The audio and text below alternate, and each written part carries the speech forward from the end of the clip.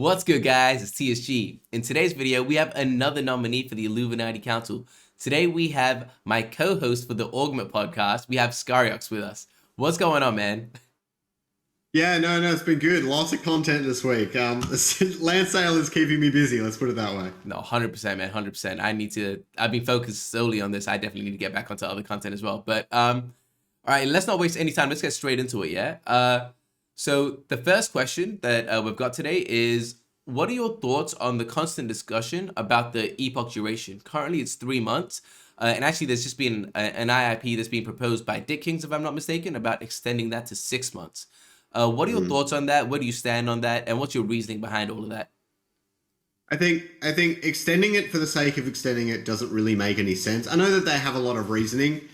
To me, there's really only two things that are really of great importance. The first one being user engagement. You need to get as many people not only voting, but engaging with the process as you can. And many have argued that it's too often, so they're not engaging. But I don't know. I mean, we don't really have the stats to back that up. Yeah. Like, so specifically. We know that the last council election hasn't had as many as the one before and so on, but we also did enter a bear market and we've all seen our views go down. So I'd like to say that there's nothing correlated yet. That being said, the other really important thing to me is to try and get as much variation and rotation happening in the council as you can. I know that not everyone agrees with that, but it's a bit of a personal opinion to me. I think rotating it through, get as many different ideas and perspectives in there as you can is really important. Yeah. What I would propose is probably 3 councils a year, 3 elections a year instead of 4. Yep. So every 4 months, which is a bit of a nice balance. And if you did do 6 months, I would actually consider 7 members instead of 5, just to get a couple more voices in there.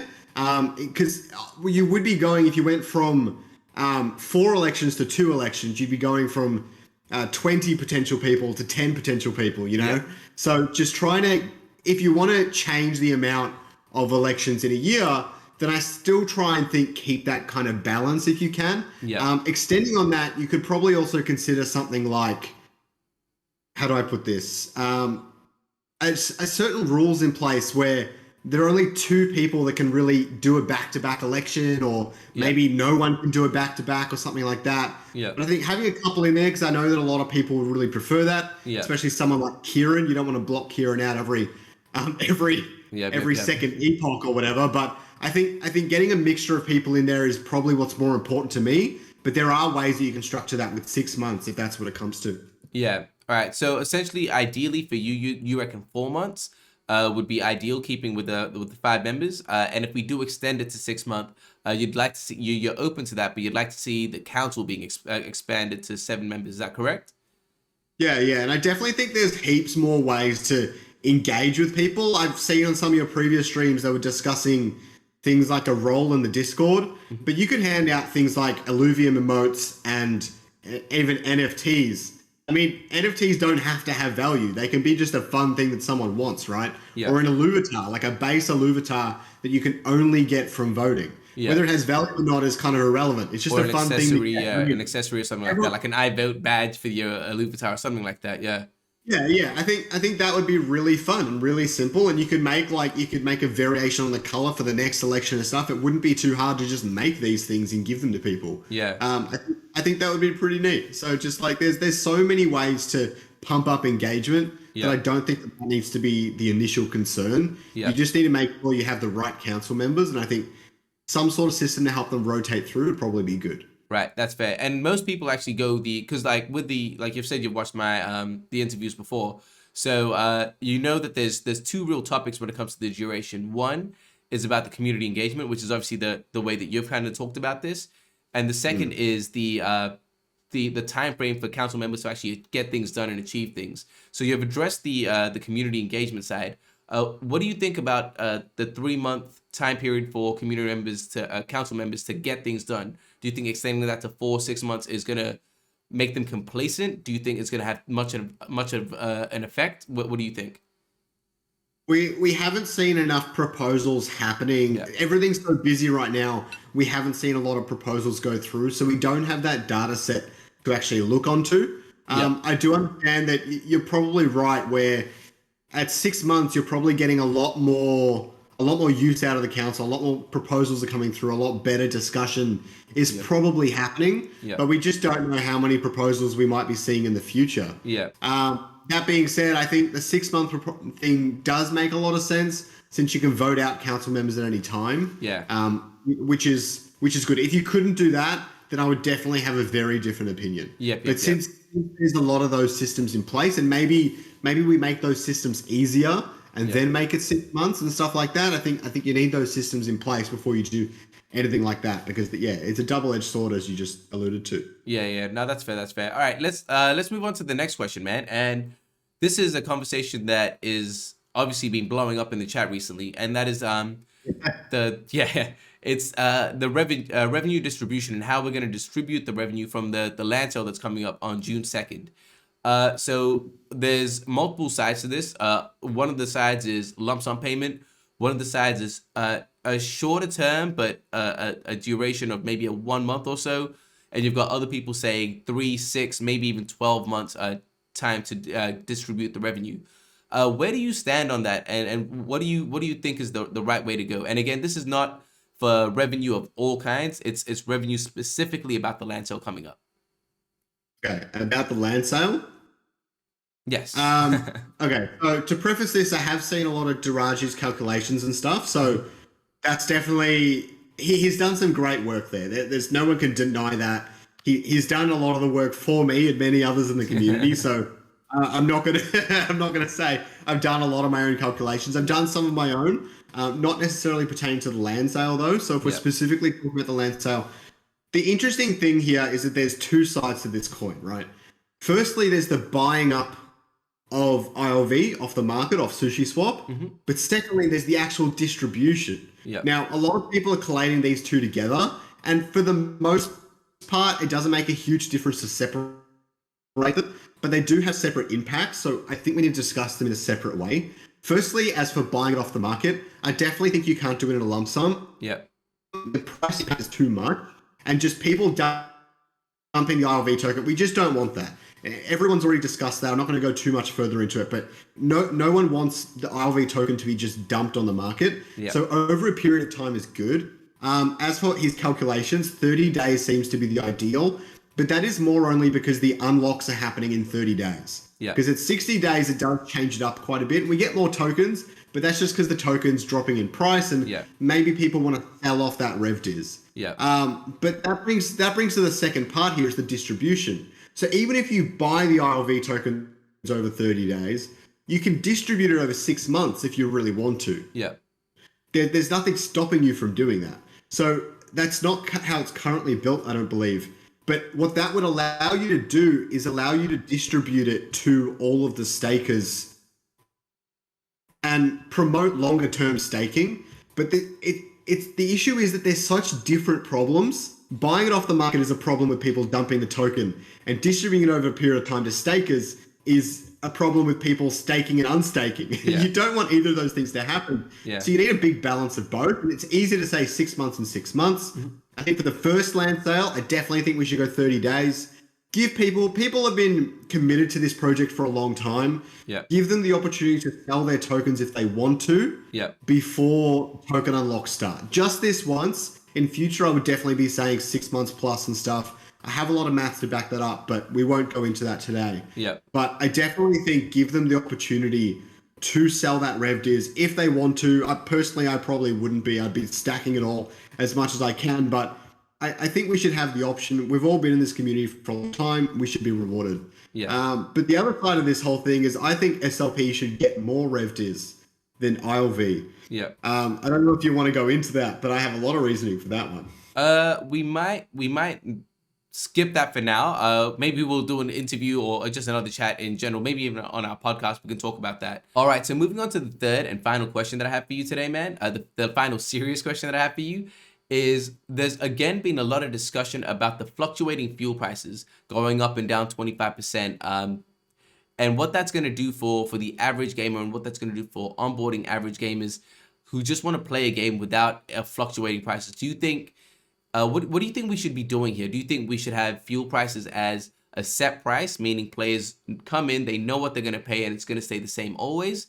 Do you think we should have a fluctuating price? Maybe 25 is a bit too high, too low? Or do you think we should go with a completely free market system where there's no rails at all and we just kind of see what happens and let it do what the market decides it's going to do? What are your thoughts on that? And where do you stand? I think the first thing we should preface this with is it's really hard to kind of make these judgment calls without actually knowing the price of travel. So we should just mention that first. Like, Yeah. if it's 25% on $5 is very different to 25% on $10. You know what I mean? Yeah. Like, that's just worth considering. That being said, I do like the rails. The big thing that's important to me is I don't think we should make it a full free market. I don't actually know how that's going to look, but what I'm imagining is if you hit this mass adoption point in Illuvium and you have millions and millions of players coming in and buying out fuel so fast and it's free market, then you have this issue of fuel just ramping up, skyrocketing in price. Yeah. And you've just got the SLP, the Smooth Love Potion Axie model once again, and it just all hell breaks loose. It'll probably pan out and become sustainable in the long term, but I don't really want to see that. I'm willing to give it a shot down the road, but I want to start off with the rails and see how we go. Also, it can be adjusted as we go. I think we'll find that you might want to make it like a 10% rails instead of 25%. Yeah. But that's just a hunch. So the big thing for me here is that you have three major fuel types, and I always forget what they're called. So I'm just going to call them three major fuel types. What my concern is, and I believe the team has done a good job of this, but we haven't seen it in action yet. So what my concern is, they do three major things. From memory, one is travel. The second one is healing alluvials. Yeah. And the third, I think, is like leveling up alluvials and Or fusing, that sort of stuff. or something like that, yeah. Or fusing, that sort of stuff, Or right? shards, right? Yeah. Out of those three, something tells me that one of them, I don't know which, probably traveling, is going to be much more sought after than the other two. Yeah. Okay, because shards can be recouped, traveling cannot, so on and so forth. Yeah. So this is my concern, right? If you have one fuel that's got much higher demand naturally from the game's setup than the other two fuels, then that will naturally be at its 25% higher threshold, and the other two will be at the 25% lower threshold. Yeah. Now, the big thing here is, how does the land fuel work? Because what I'm concerned about is if you have this system, then everyone that gets a land plot and they get this particular resource that's the better one, naturally the better resource, is going to make more money on their land. And I'm not a huge fan of that. I like the RNG and the land here, you don't know what the plots are and stuff, but I still like T1s to be on an even basis for the most part. So I don't want one fuel to be more valuable than the other.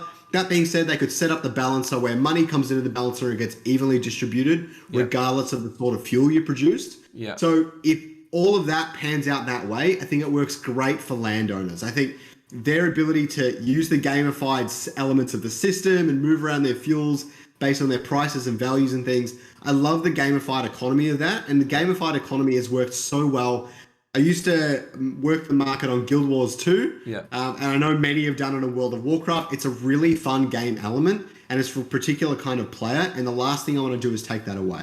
Illuvium already has so many fantastic, awesome macroeconomic elements in its systems. So the last thing we should consider is future games.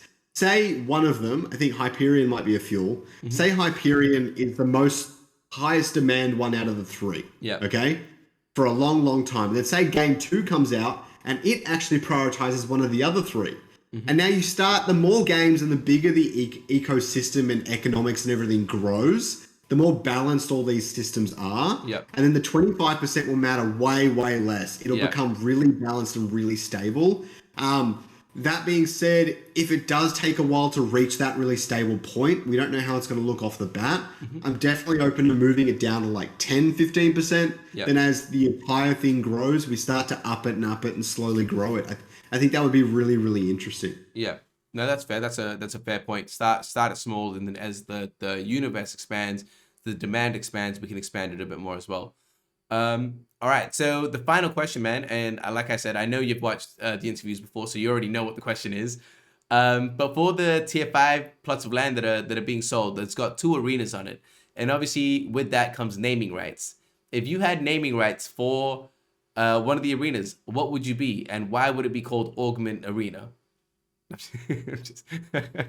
I did give this one a bit of thought. Honestly, if I really did have that, I would probably try and partner with someone, give them the naming rights in return for funds of some kind or whatever else. I'm But surprised if how I many were to people have have- said that. I did not consider that. I've had like 4 or 5 people say, yeah, I'd sell the naming rights. I did not even consider that. But if I did have it my way and it was just for fun, it was an arena, whatever, I'd probably call it like DGen Stadium or something like that. Yeah. All right. Fair play. Fair play. I think that would be a lot of fun. We throw the word around a lot. It'd be really fun to say like, oh yeah, we're battling in DGen Stadium. I think that would be lit. Yeah. The biggest esports tournament ever being held at DGen Stadium. Yeah. It makes so much sense that it's not even funny. Yeah. It actually does. It actually does. All right. All right, man. Thank you so much for coming on. I know it's pretty late where you're at right now. Man, before we go though, I'll add your Twitter and everything down below, and your YouTube channel. Before we go, is there anything you kind of want to leave us with? Anything you want to kind of say before we bounce? Yeah, no, I'm just excited to be a part of the nominations. There's so many really good people in these nominations today. For this epoch, so many new people as well. What I would say is if you don't vote for me, I would like to see a couple of new faces in the council this epoch. Obviously that would mean that some people wouldn't make it in and things like that. But I would like to see a couple of new people, maybe 2 or even just 1. At least one new person would really. I'd be really happy with that. I think that's a good thing for the council, a good thing moving forward. Get some new discussion in there, some new thoughts and ideas. That's always a good thing. Yeah. Thanks. No, all good, all good. Yeah, so for anyone that has been keeping up and wants to stay informed, I've got a couple more of these coming out, and I've got them all in a playlist, so you can just have a look. Stay informed on the nominee you want to vote for, who you think is going to represent you the most, and just make sure you vote. Voting is between the 28th of May and the 2nd of June. But yeah, anyway, thank you guys for watching. Thank you again, Scoriox, for coming on. I appreciate you all. If you like this type of content, like, subscribe, hit the notification button, and I'll catch you guys next time. Peace.